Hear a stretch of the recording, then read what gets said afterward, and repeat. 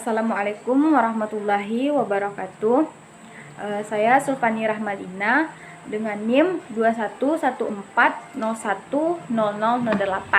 dari kelas PAIA. Baiklah, di sini saya akan menjelaskan materi tentang hadis dhaif. Pembahasan pertama itu mengenai pengertian hadis dhaif. Menurut bahasa, dhaif berarti ajis, yang mana artinya itu lemah. Yang sebagaimana lawan dari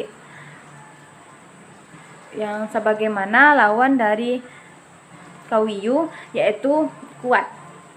Jadi lawan dari lemah itu kuat, atau jais, atau lawan dari kawiyu. Dan menurut istilah hadis dhaif, menurut istilah Ibnu Salah mendefinisikan pengertian tentang hadis dhaif, yang mana menurut Ibnu Salah hadis dhaif adalah hadis yang tidak terkumpul sifat-sifat sahih dan sifat-sifat hasan, atau bisa juga hadis dhaif itu hadis yang syarat-syaratnya tidak terpenuhi, hadis yang syarat-syaratnya tidak mencapai dari syarat-syarat hadis sahih atau dan syarat-syarat hadis hasan. Yang pembahasan kedua mengenai pembagian hadis dhaif. Pembagian hadis dhaif ini terbagi atau dibagi menjadi dua. Yang pertama, hadis dhaif sebab terputusnya sanad. Yang kedua, hadis dhaif karena adanya cacat rawi atau sanad. Pembahasan yang ketiga mengenai pembagian hadis dhaif sebab terputusnya sanad. Sebab terputusnya sanad ini hadis dhaif terbagi atau ada 5. Yang pertama, hadis mu'allaq. Mu'allaq menurut bahasa adalah yang bergantung atau tergantung. Menurut istilah, hadis mu'allaq adalah hadis yang dibuang, hadis yang dibuang awal sanadnya, baik yang dibuang itu seorang atau banyak, walaupun sampai pada akhir sanad. Yang kedua, hadis mursal. Mursal menurut bahasa berarti yang terkirim atau yang terlepas.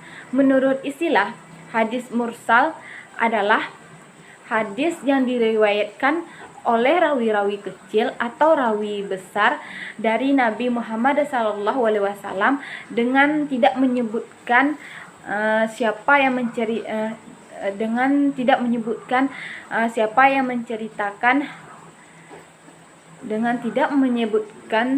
menceritakan hadis itu kepadanya. Yang ketiga yaitu hadis munqati. Munqati menurut bahasa berarti yang terputus, yang tertahan,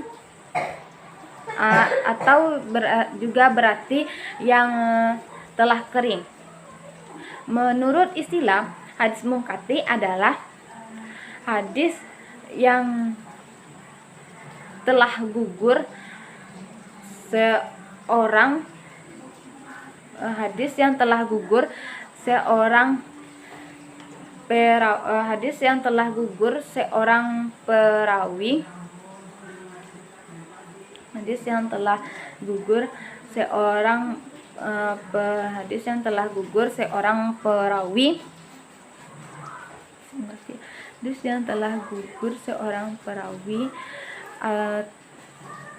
karena hadis yang telah gugur seorang perawi atau gugur dua orang perawi tapi tidak berturut-turut. Yang keempat, hadis mu'dal. Mu'dal menurut bahasa itu berarti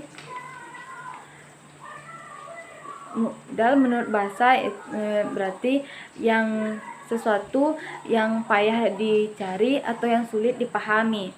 Menurut istilah, hadis mu'dal adalah hadis yang telah gugur atau putus dua orang perawi atau lebih dalam satu tempat dengan berturut-turut. Yang kelima yaitu hadis mudallas. Mudallas menurut bahasa berarti yang disembunyikan atau yang ditutupi. Menurut istilah, hadis mudallas adalah hadis yang disembunyikan aibnya, yakni hadis yang diriwayatkan dengan bentuk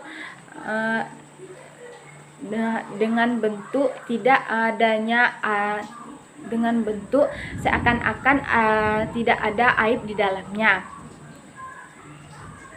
baik mengenai sanad, mengenai guru, maupun dengan menghilangkan nama yang cacat. Yang pembahasan selanjutnya, pembahasan keempat, itu mengenai pembagian hadis dhaif karena ada cacat rawi atau sanad. Yang pertama, hadis mungkar. Mungkar menurut bahasa berarti yang tidak dikenal atau yang tidak diketahui.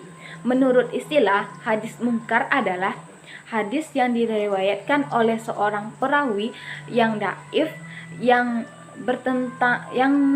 bertentangan dengan riwayat yang lebih ringan dhaifnya. Yang kedua, hadis matru'. Hadis matru' ini disebut juga dengan hadis makruh. Hadis matru' menurut bahasa berarti yang ditinggalkan. Sedangkan makruh menurut istilah berarti yang digugurkan. Jadi menurut istilah, hadis matru' adalah hadis yang diriwayatkan oleh seorang perawi yang tertuduh berdusta, baik tertuduh dalam bidang meriwayatkan hadis atau lainnya, atau hadis yang diriwayatkan oleh seseorang yang tertuduh banyak kekeliruan atau kelalaian, atau tertuduh mengerjakan perbuatan maksiat. Yang ketiga, hadis mudraj. Mudraj menurut bahasa itu yang termasuk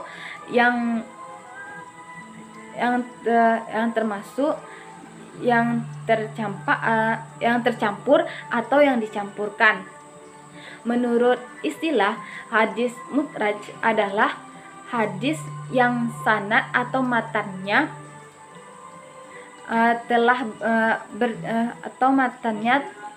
telah bercampur dengan yang lain, yang semestinya tidak termasuk dalam sanad atau matan itu.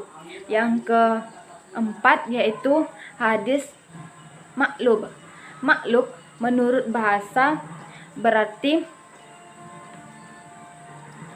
terbalik, dibalikkan, dipalingkan, ditukar atau dirubah. Menurut istilah, hadis maqlub adalah hadis yang sanad atau matannya telah ada bertukar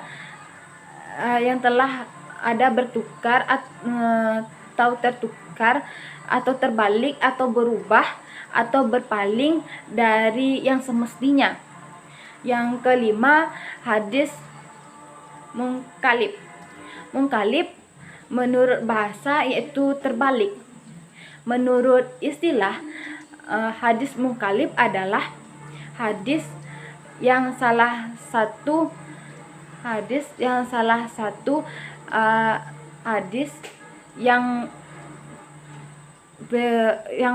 yang berubah salah satu lafaz pada perawinya, sehingga menyebabkan berubahnya makna dari hadis itu.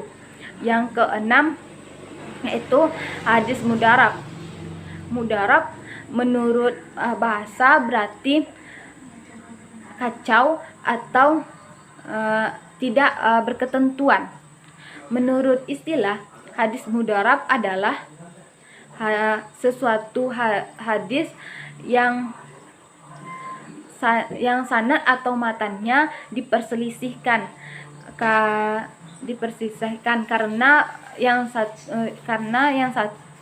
karena berbeda dengan yang satu dengan yang lainnya, atau tidak dapat dicocokkan atau diputuskan mana di antara sanad atau matan itu yang lebih kuat. Yang ketujuh yaitu hadis mubham. Mubham menurut bahasa yaitu hal yang tidak jelas. Menurut istilah, mubham adalah hadis yang di dalam sanadnya terdapat orang yang tidak disebutkan namanya, baik orang tersebut laki-laki atau wanita. Yang ketujuh yaitu hadis majhul. Majhul menurut bahasa berarti yang tidak diketahui atau yang tidak dikenal. Majhul ini terbagi menjadi dua. Yang pertama hadis majhul ain, atau yang kedua hadis majhul hal, atau yang disebut juga dengan hadis masdur. Yang kesembilan hadis muharaf. Hadis muharaf. Yang kesembilan yaitu hadis majhul mamlum. Hadis mulmal. Hadis malmul. Hadis mulmal. Yang ke-9 yaitu hadis mumal. Hadis mumal menurut bahasa yaitu yang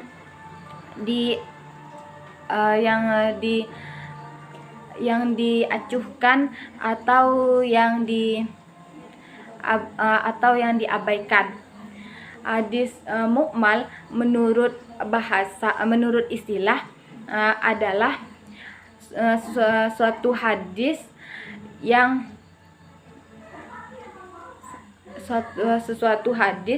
yang diriwayatkan oleh seorang dari dua perawi yang serupa nama atau lakahnya atau gelarnya, atau sama kedua-duanya, serta nama ayah dan datuknya, sehingga yang salah satu dari dua orang tersebut yang sama itu adalah orang yang dhaif.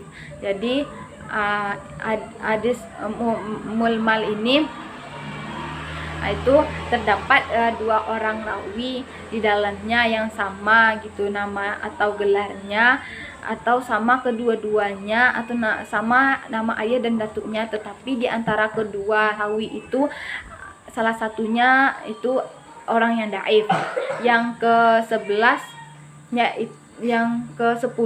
yaitu hadis muharaf. Muharaf menurut bahasa berarti